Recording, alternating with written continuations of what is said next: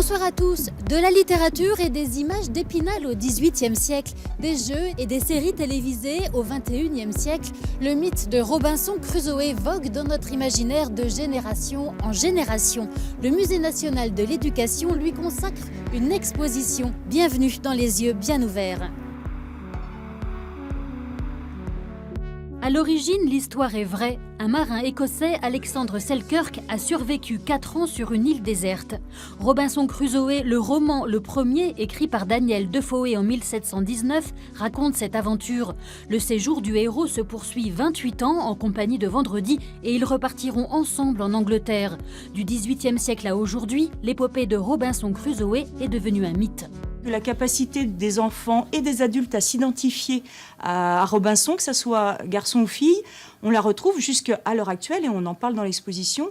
Ces prolongements que sont les émissions de télé-réalité comme Koh-Lanta ou The Island, dans lesquelles des adultes veulent vivre en Robinson et expérimenter cette confrontation à la solitude, à la survie, en mode collectif ou en mode individuel, et qui montre tout l'attachement qu'on a, cette mise en danger aussi, ce rapport à la nature et à la survie dans la nature.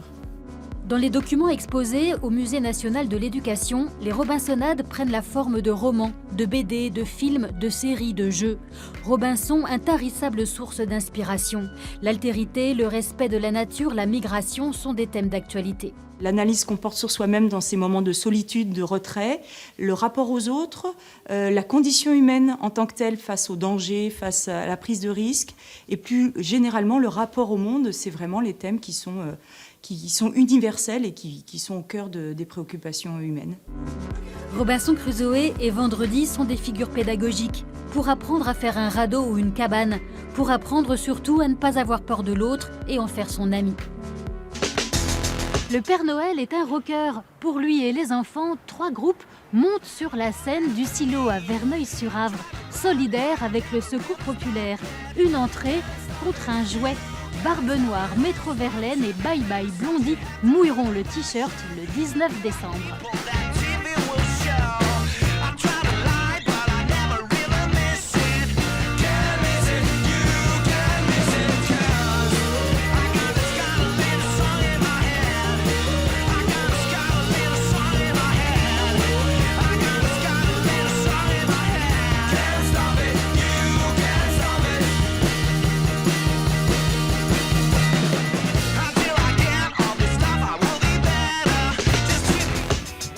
Feu Chatterton, ces 5 dandys incarnent la nouvelle scène rock française.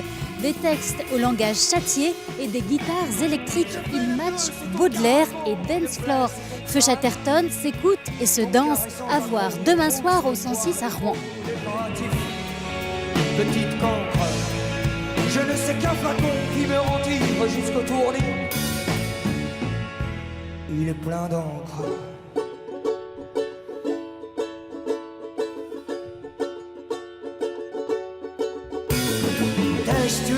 Raide dingue, je n'entends plus crier, tu es raide morte pour l'encrier des bords. Comme une seringue pique pas travers le sang du pic irrigue ton âme. Vénéneux.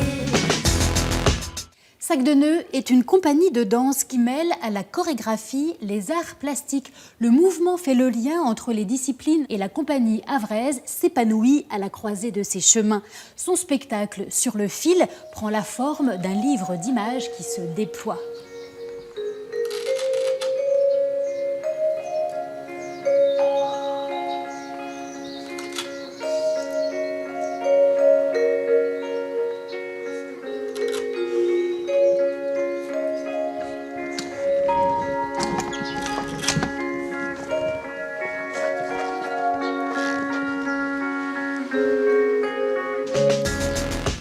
Et pour finir, quelques idées en vrac. Les caprices de Marianne à l'Opéra de Rouen à partir de ce soir.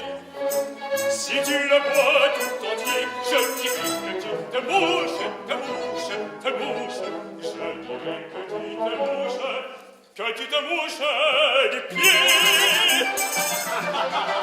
Ce soir aussi, la chorale Voici voilà au Magic Mirrors au Havre, et puis la leçon de jazz par Antoine Hervé à Julio Bona à Lillebonne mardi soir.